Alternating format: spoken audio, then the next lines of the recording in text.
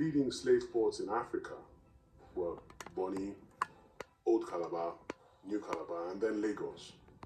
In short, the Bights of Benin and the Bights of Biafra, the most prolific and concentrated area of slave export throughout the era of the slave trade. Is the whole brothers selling brothers story an oversimplification?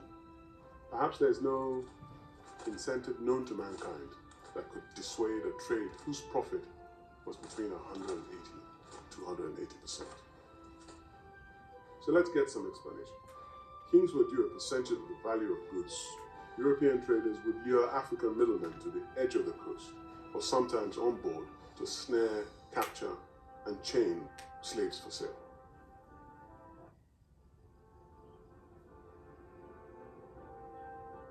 Kidnapping and hostage-taking in exchange for a cargo of slaves was also very common, so common that fishing and bathing by the shore were dangerous chores for many African villages. Log entries of the crew of the English ship, the Gregson of Liverpool in 1771, shows that 32 Negroes that the crew boasted of were tricked and kidnapped into cargo. Local wars were encouraged or instigated by the white traders, and why not?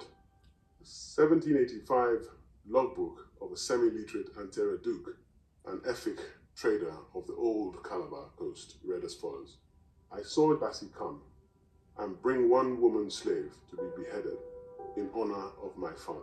We heard news about a new ship. 3 more heads were cut off. At midnight, Captain Browns went away with 430 slaves. Porter and his tender went away with 350 slaves. Tom Aqua and John Aqua joined together to catch men.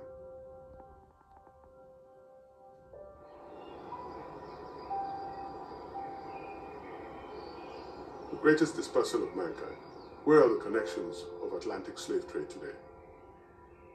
In the United States, 80% of the slaves to arrive America were from Africa. Nigeria, through the Gulf of Guinea, that is, the Bights of Benin and Biafra, contributed 23% of that number.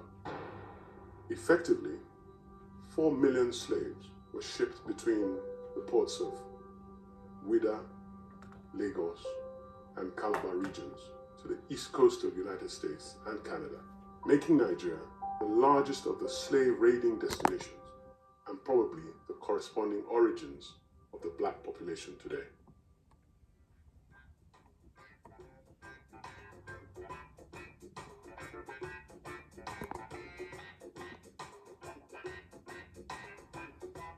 On the island of Jamaica, there is an area known as Calabar.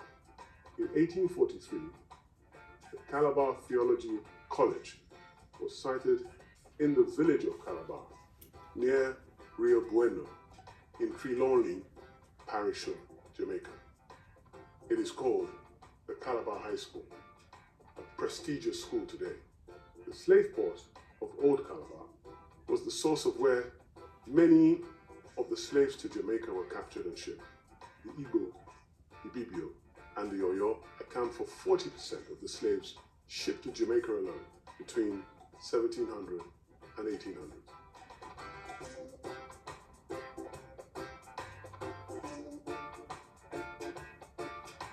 In Barbados, there are traces of Igbo language and names. This is because a large percentage of the slaves to Barbados were enslaved from what is today Nigeria and shipped to the island in the 1700s. This pattern is repeated all over the West Indies.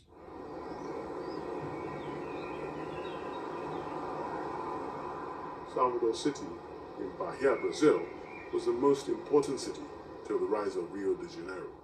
It remains economically important and the second most visited tourism destination in Brazil. The vast majority of the blacks descend from slaves whose roots are in the Yoruba or Nego religion. Actually, the Yoruba-speaking people of present-day Nigeria.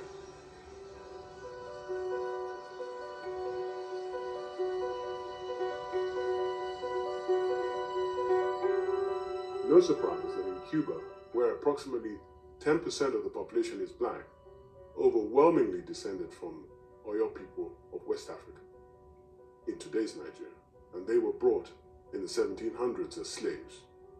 The examples are profound. The point of no return? Do they return? Time will tell if Africa's connections are broken for good. Diaspora, an interesting word. It means the dispersal of human beings. The greatest human dispersal in the history of mankind has been the transatlantic slave trade, which has dispersed black Africans to every corner of the world. But diaspora to other parts of the world has meant a permanent connection to the homeland, whether it is Italians to Italy or Indians to India, Lebanese to Lebanon, and the Jews to Israel. It has meant a permanent connection. But the trauma of Africa's experience in this sort of diaspora that slave trade was, is the absence of that homeland permanent ties. You've had black Africans feeling assimilated to different parts of the country, different parts of the world, and in a way that they no longer look at Africa as a homeland. Imagine the effect of having, say, a Michael Jackson feeling a pure African connection to Senegal, or Magic Johnson to Ghana, or indeed Martin Luther King to Nigeria. And you would have had the greater influence and greater spread of knowledge and contribution to the wealth and development and the powerhouse that Africa could well have been.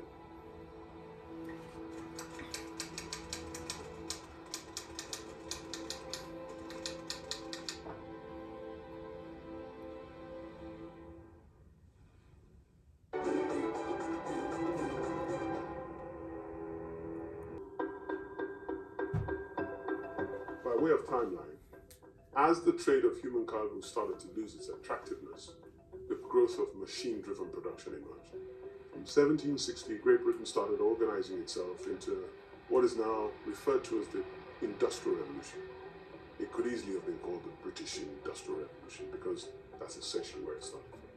Game-changing developments of the Revolution era that affected our existing communities or kingdoms and the future of our nations were steam power, creating engines and mechanized power.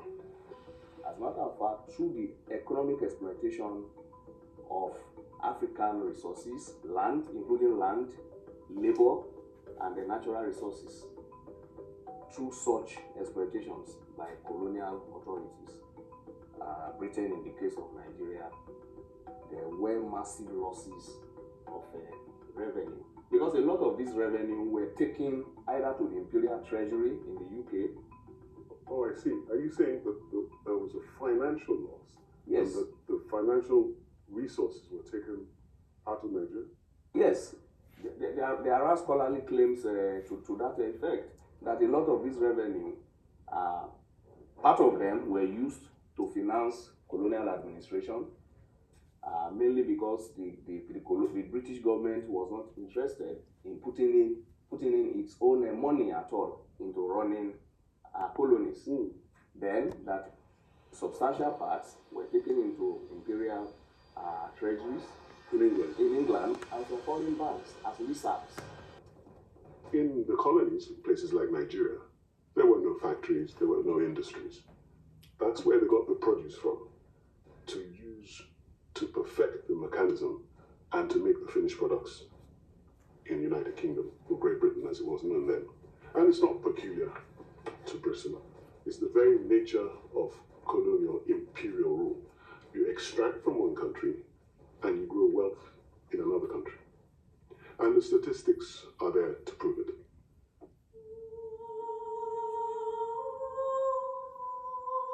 Where the country of the colony was getting poorer, Great Britain was getting richer. And that's the nature of colonial rule. So from 1760 and throughout the era, the 1800s of colonial rule, there were no factories in the colonies. The British Empire lasted 300 years. At the height of it, they ruled over literally a third of the world's population, ranging from as far as Canada to Australia. over 100 of those years were in Nigeria, the rough area called Nigeria. And the irony of it is, in the building behind me is where most of the execution and planning of it was carried out. So if the Crown conceived the idea of a colony, it was executed by the members of Parliament. The irony of it, the halls where the Magna Carta, the freedom of justice, the Bill of Rights were conceived and delivered to the world, was the very same halls where slavery, oppression, and colonization was being carried out. And the strategy was always the same, ranging from a robbery, a reign, and then a direct rule.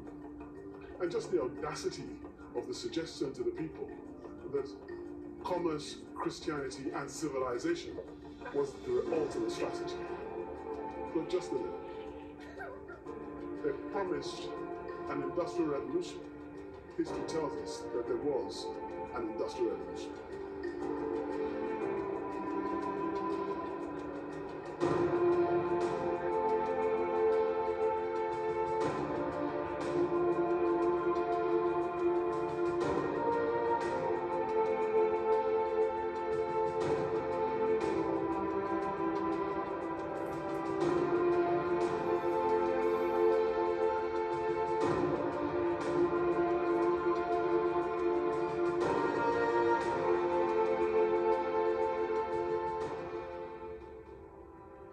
Next, we see how the art of colony making was exacted on the Nigeria to be. We see how the European agreements to divide up the continent amongst the so-called great powers directly shaped the British taking of the territory of Nigeria.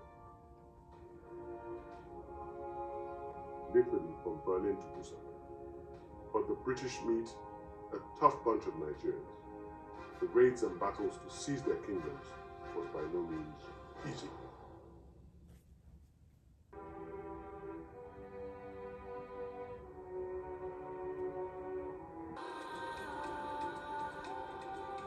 Whatever the British had done in order to capture Lagos and to sign the hundreds of treaties to hold some of the towns and settlements in the southern territories under the tight command of the Royal Niger Company rule, nothing could prepare the African continent and the Nigeria to be for the sometimes bloody race between the British Empire and other European powers for their part of Africa. Making Nigeria was being shaped by the meetings in Europe to divide up the continent, and Britain was in the lead.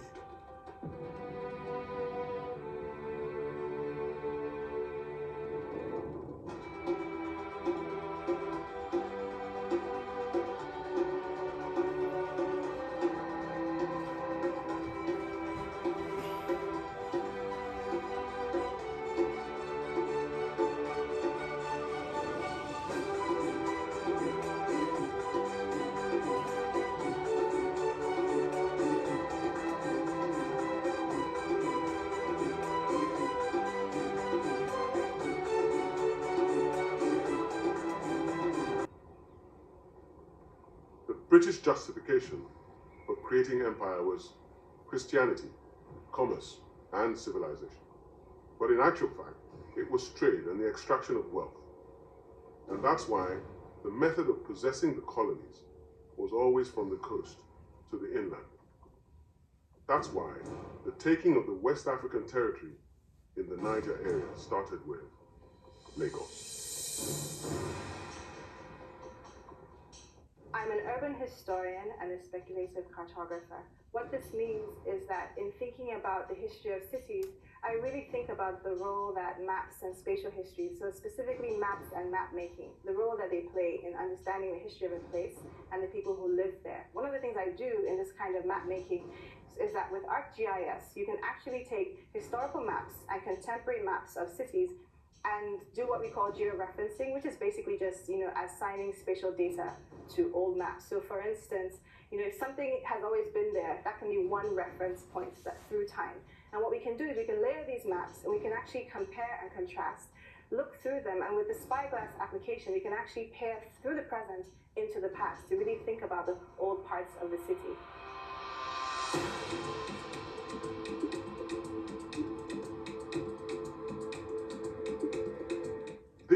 spatial history technique was essential to understand the truth about the Lagos attack and the beginning of empire in the Nigeria to be. In the official report of the events that led to the reduction of Lagos in 1851, Captain Jones's letter to Commodore Bruce of the Royal Navy, reporting what had happened on December the 29th, 1851, read as follows. Sir, the island of Lagos and its dependencies are prostrate before us, ours by the right of conquest, to deal with as might be most expedient. Everyone had fled. It was more a destruction, not a reduction. Do such reports seek to sanitize our 1851 history? The reduction of Lagos is actually a really interesting case because it's actually been quite controversial in ways that people have seen it. Earlier historians have talked about how, from the British side, how it was really a benevolent act to sort of rescue us and liberate us from, slavery, enslavement, things like that.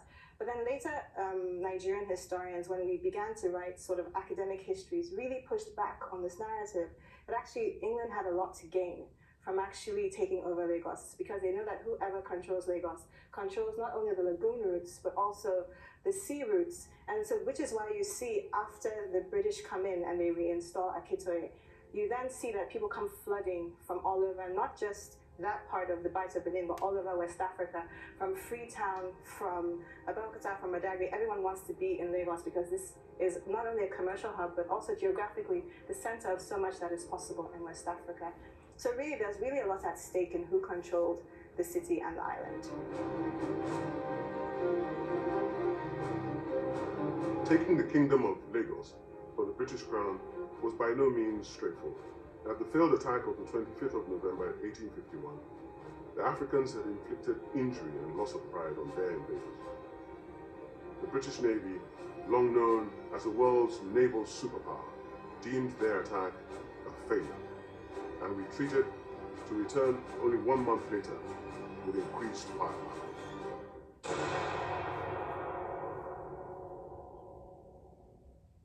So the two African kings were at war, nephew and uncle, King Kosoko and King Akitoye. The war set the context for the British invasion that was soon to come. Akitoye was desperate to regain power after 10 years of being forced out of power by his nephew, King Kosoko.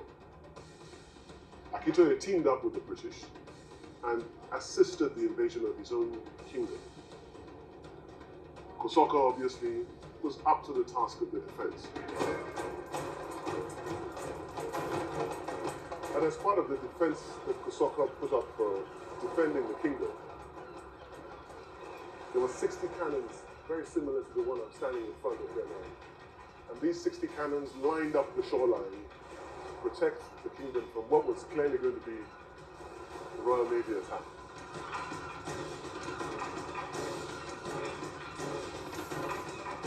There were 100 dugout canoes with well-armed men and 5,000 musketeers placed in strategic places in the bush.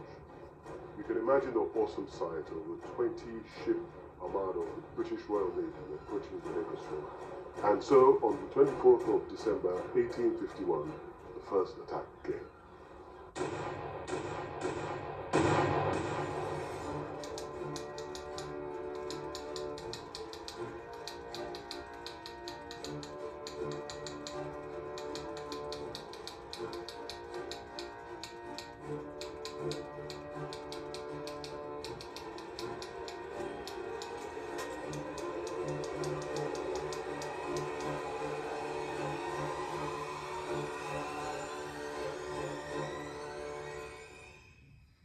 The majority of the people had followed Kosoko to exile, leaving the place almost a desolate and deserted place. After clearing the ground for Akitoye, the Gaisel was almost in derelict status at the time. Yeah, because it was bombed, wasn't it? Yes, because the place was subjected to attack. That's the king's house, the king's Yes. palace. But actually, it was quite tragic for the city. And the human toll and the physical toll on the infrastructure and the population was really dramatic and intense. So we know that there are estimates of about 22,000 people. We've heard that nearly 90% of them were gone. In actual fact, the invasion must have caused huge loss on both sides, even if the records don't show it, because the British government literally apologized. I have to acquaint you that Her Majesty's government is of the opinion that you were not born out of either by the circumstances of the case or by your instructions from Her Majesty's government in directing that Her Majesty's naval forces should land and attack Lagos. And Her Majesty's government greatly regrets the loss of life, which has been the consequence of that attack.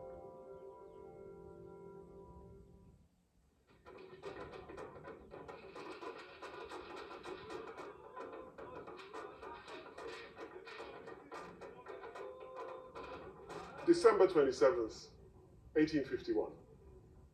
It was late in the afternoon when the final cannon shots were fired on this very location, and the palace of the king was finally destroyed. With the king absent, the British invaders were able to take his throne. And by taking his throne, the first possession in this part of the country then became the Lagos colony. And that event led to the creation of the colony of Nigeria. The act of taking the king's throne is a pattern that they would perfect in other parts of the country to create the Nigerian colony.